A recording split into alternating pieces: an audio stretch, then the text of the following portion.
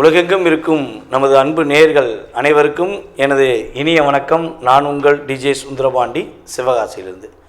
நேயர்களே, தற்போது நம்ம பார்க்க போகிற விஷயம் என்னென்னா, 2025ஆம் ஆண்டு புரட்டாசி மாதத்தில் உங்களுடைய வாழ்க்கையில் சூரிய பகவான் முதல் கிட்டத்தட்ட மற்ற கிரகங்கள் உங்களுடைய லைஃப்பில் என்ன விஷயங்கள்லாம் ஒரு பெரிய மாற்றத்தை ஏற்படுத்த போகிறாங்க. அதே போல் இந்த புரட்டாசி மாதம் அப்படிங்கிறது எவ்வளவு மிகப்பெரிய முக்கியமான மாதம் அப்படிங்கிற பற்றி நம்ம பார்க்க போகிறோம். இந்த புரட்டாசி மாதத்தில் என்னென்ன நன்மைகள்லாம் நடக்க போகுது அப்படிங்கிற பற்றி நம்ம தெளிவாக பார்க்க போகிறோம். அதற்கு முன்னாடி இந்த புரட்டாசி மாதம் அப்படின்னோடனே எல்லாருக்குமே ஃபஸ்ட்டு ஒரு விஷயம் ஞாபகம் வரும். என்னென்னா, பெருமாள் கோயிலுக்கு போகணும். உண்மையிலே பார்த்திங்கன்னா, சூரிய பகவான் கன்னி ராசிக்குள்ளே நுழையிற மாதம் தான் புரட்டாசி மாதம். அப்போ கன்னி ராசிக்கு அதிபதி யாரும் பாருங்கள், புதன் பகவான். புதன் பகவான் இங்கே தான் திரிகோண ஸ்தானம் பெறுகிறார். அப்போ பெருமாளை கிட்டத்தட்ட ஒரு 11 மாதங்கள் நீங்கள் போய் பார்க்குறீங்களோ பார்க்கலையோ, உங்களால் வழிபாடு பண்ண முடிஞ்சோ முடியலையோ, அதெல்லாம் பெரிய விஷயமே கிடையாது. ஆனால் புரட்டாசி மாதம் ஆரம்பித்த முதல் நாள்லேருந்து புரட்டாசி மாதம் முடிகிறதுக்கு முன்னாடி கட்டாயமாக என்ன பண்ணணும், எல்லாருமே பெருமாளை போய் தரிசனம் செய்ய வேண்டும். நீங்கள் கரெக்டாக மறக்காமல் ஒவ்வொரு சனிக்கிழமை போனாலும் சரி, அல்லது ஒவ்வொரு புதன்கிழமை போனாலும் சரி, கட்டாயமாக பெருமாள் கோயிலுக்கு போகாமல் இருக்கக்கூடாது. நீங்கள் இப்போ போய் வழிபாடு செஞ்சீங்கன்னா இனி வரப்போகின்ற 11 மாதங்கள், கிட்டத்தட்ட தமிழ் மாதங்களில் 12 மாதம், இதில் இந்த மாதம் நீங்கள் வழிபாடு செஞ்சீங்கன்னா 11 மாதங்களுக்கு உங்களுடைய வாழ்க்கையில் நடக்கப் போகின்ற மிகப்பெரிய நல்ல விஷயங்களை நீங்கள் உணர்வுபூர்வமாக உணர முடியும். ஓகேவா? அதே போல் பெருமாளுடைய வழிபாடுங்கிறது பார்த்திங்கன்னா, பொதுவாகவே மனிதனுடைய அத்தனை விதமான கவலைகளையும் அத்தனை விதமான பிரச்சனைகளுக்கும் தீர்வு கொடுக்கக்கூடிய ஒரு அற்புதமான ஒரு இறையருள் வழிபாடு பெருமாள் தான். ஓகேவா? யாரெல்லாம் பெருமாள் கோயிலுக்கு போகாமல் இருக்கீங்களோ மறக்காமல் இந்த புரட்டாசி மாதம் போயிருங்க. ஐயா, நான் ரெகுலராக போயிருக்கேன், பெருமாளை கும்பிட்டு என்னோடய வாழ்க்கையில் நிறைய மாற்றங்கள் வந்திருக்கு, நான் இன்னும் கும்பிடுவேன், என்னுடைய வாழ்நாள் முழுவதும் நான் பெருமாளை உறுதியாக வழிபாடு செய்வேன் அப்படின்னு நினைக்கிற நம்மளுடைய அன்பு நேயர்கள் உங்களுடைய மேலான கருத்துக்களை கீழே கமெண்ட்ஸில் கொடுங்க. ஓகேவா?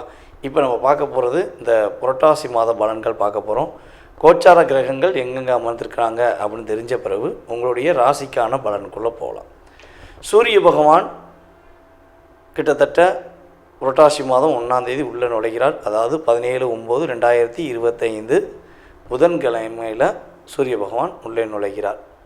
சூரிய பகவானுடன் புதன் பகவானும் இணைந்து செயல்படுகிறார். புதன் பகவான் பார்த்திங்கன்னா கன்னி ராசியில் தான் இருப்பார். புரட்டாசி 16ஆம் தேதி அவர் என்ன பண்ணுறாரு, துலாம் ராசிக்குள்ளே நுழைவார். செவ்வாய் பகவான் பார்த்திங்கன்னா ஆல்ரெடி துலாம் ராசிக்குள்ளே தான் இருக்கார். அதுக்கடுத்து பார்த்திங்கன்னா ராகு பகவான் கும்ப ராசியில் அமர்ந்திருக்கிறார். கேது பகவான் ஆல்ரெடி சிம்ம ராசிக்குள்ளே தான் அமர்ந்திருக்கிறார். அதுக்கடுத்து சனி பகவான் பார்த்திங்கன்னா மீன ராசியில் வக்ர நிலையில் அமர்ந்திருக்கிறார். அதுக்கடுத்து குரு பகவான் பார்த்திங்கன்னா மிதுன ராசியிலும், சுக்கிர பகவான் பார்த்திங்கன்னா இந்த மாதம் ஆரம்பத்தில் சிம்ம ராசியில் இருக்கிறார். கேதுவோடு இணைந்த சுக்கிரவனாக செயல்பட்டு கொண்டிருக்கிறார். கிட்டத்தட்ட இந்த புரட்டாசி மாதம் 24ஆம் தேதிக்கு மேலே அவர் என்ன பண்ணுறாரு, சூரியனுடன் இணைந்த சுக்கிரனாக செயல்பட போகிறார் என்று அர்த்தம். அப்போ இந்த கிரகங்களுடைய கோச்சார ரீதியான அமைப்பு வச்சு உங்களுடைய வாழ்க்கையில் என்னென்ன மாற்றங்கள்லாம் ஏற்பட போகுது, என்னென்ன முன்னேற்றங்கள்லாம் உண்டுங்கிறத நம்ம தெளிவாக பார்க்கலாம். வாங்க வீடியோக்குள்ளே போகலாம். மீன ராசி அன்பர்களுக்கு இந்த புரட்டாசி மாதத்தில் மிகப்பெரிய மாற்றம் உண்டு. பொருளாதார ரீதியான சூழ்நிலையில் எதாவது தடைகள் இருக்குன்னா தடைகள் எல்லாம் நீங்க போகுது. 2 கிரகம்தான் எனக்கு தெரிஞ்சு உங்களுக்கு சின்ன பாதிப்பு கொடுக்குற மாதிரி அமைஞ்சிருக்காங்க. ஒன்று சனி பகவான் வக்கரமாய் அமர்ந்திருக்கிறார். இன்னொன்று உங்களுடைய ராசிக்கு 2ஆம் இடத்த அதிபதியான செவ்வாய் உங்களுடைய ராசிக்கு கரெக்டாக எக்ஸாக்டாக 8ஆம் இடத்துல உட்காந்துருக்கார். அப்போ இந்த 2 செயல்பாடுகள், ஒன்று நீங்கள் முழுமையாக இறை அருளை நாடணும். இந்த மாதம் துவக்கத்திலிருந்து இந்த மாதம் புரட்டாசி மாதம் இறுதி வரையும் குறைஞ்சது வாரத்துக்கு ஒரு நாளாச்சும் நீங்கள் என்ன பண்ணணும், பெருமாள் கோயிலுக்கு போய் பெருமாளை தரிசனம் செய்த பிறகு தாயாரை போய் மனசார வழிபாடு செஞ்சுட்டு வரணும். அப்படி கரெக்டாக பர்ஃபெக்டாக நீங்கள் வழிபாடு செஞ்சிட்டிங்கன்னா ஒரு ஏமாற்றம் இல்லாத ஒரு வெற்றி உண்டு. அதுவும் நம்மளுடைய மீன ராசியில் உத்திரட்டாதி நட்சத்திரத்தில் பிறந்தவங்க இப்போ கிட்டத்தட்ட ஒரு 60 நாளாக இந்த பக்கம் போவா அந்த பக்கம் போவா, இந்த முடிவு எடுக்கவா அந்த முடிவு எடுக்கவா அப்படிங்கிற ஒரு குழப்பத்திலே இருக்கீங்க. குழப்பம் உங்களுக்கு மிகப்பெரிய தாக்கத்தை ஏற்படுத்துது, ஒரு மைனஸ் ஏற்படுது, உங்களுக்குள்ளேயே ஒரு தாழ்வு மனப்பான்மையை ஏற்படுத்தும்.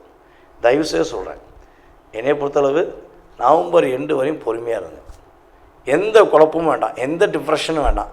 எது நடந்ததோ அது நடக்கட்டும், எது நடக்கப் போகிறதோ அது நல்லபடியாக நடக்கும் அப்படின்னு நினச்சிக்கிட்டு குழப்பாமல் டிஸ்டர்பன்ஸ் ஆகாமல் நான் சொன்ன வழிபாடை கரெக்டாக பர்ஃபெக்டாக பண்ணுங்க. நீங்கள் அப்படி கரெக்டாக பண்ணிட்டீங்கன்னா வெற்றி உண்டு. இது பொதுவாகவே இந்த புரட்டாசி மாதத்துக்கு சொல்லியிருக்கோம். நம்மளுடைய உத்திரட்டாதி நட்சத்திரத்தை பிறந்தவங்களுக்கு நான் சொன்ன மாதிரி கிட்டத்தட்ட ஒரு 60 நாளாக அதிகமான அழுத்தம் இருக்குது, ரொம்ப போராட்டத்தை சந்திக்கிங்க, உங்களால் அந்த டிப்ரெஷனை விட்டு வெளியே வர முடியலன்னு அப்படின்னு தோணுச்சுன்னா, அல்லது அடி கால் பாதம் வலி இருக்குது அப்படின்னு இருந்துச்சுன்னா, உங்களுக்கு ஏற்ற வழிபாடை உங்களுக்கு தனிப்பட்ட முறையில் எஸ்எம்எஸ் பண்ணுறேன்.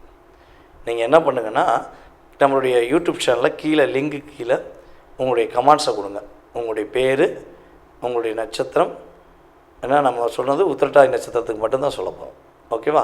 மீதி நட்சத்திரத்துக்குலாம் பொதுவான பலன்கள் தான். ஏன்னா உத்திரட்டாதிக்கு ஏன் சொல்கிறோன்னா, உத்திரட்டாதிலாம் சனி பகவான் வக்கரமாகி உட்காந்துருக்காரு, அதிகமாக கோவத்தில் உட்காந்துருக்காரு அப்படிம்பாங்களே, அதே மாதிரி உத்திரட்டாதியில் தான் சனி பகவான் வக்கரமாகி உட்காந்துருக்கனால உங்களுக்கு கட்டாயமாக வழிபாடு அவசியம் அப்படிங்கிறனால சொல்கிறோம். ஓகேவா?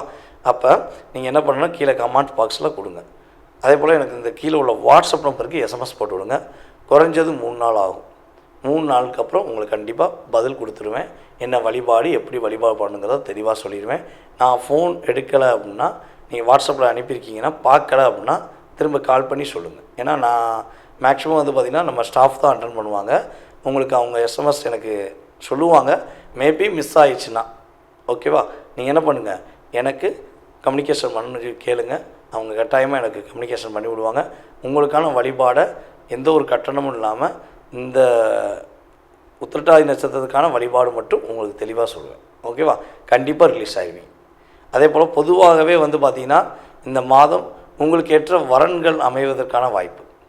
ஃபஸ்ட் மேரேஜ் பார்த்துக்கிட்டிங்கன்னா அதற்கேற்ற வரன், செகண்ட் மேரேஜ் ஏற்கனவே கல்யாணம் முடிஞ்சு வாழ்க்கையை டிப்ரெஷன் ஆகிடுச்சு, ஏதோ ஒரு விஷயத்தில் இழந்துட்டீங்க அப்படின்னா உங்களுக்கான 2வது திருமணத்துக்கான முயற்சி எடுக்கிங்கன்னா கண்டிப்பாக 2வது திருமணம் முடிப்பதற்கான ஒரு வாய்ப்பு உண்டு.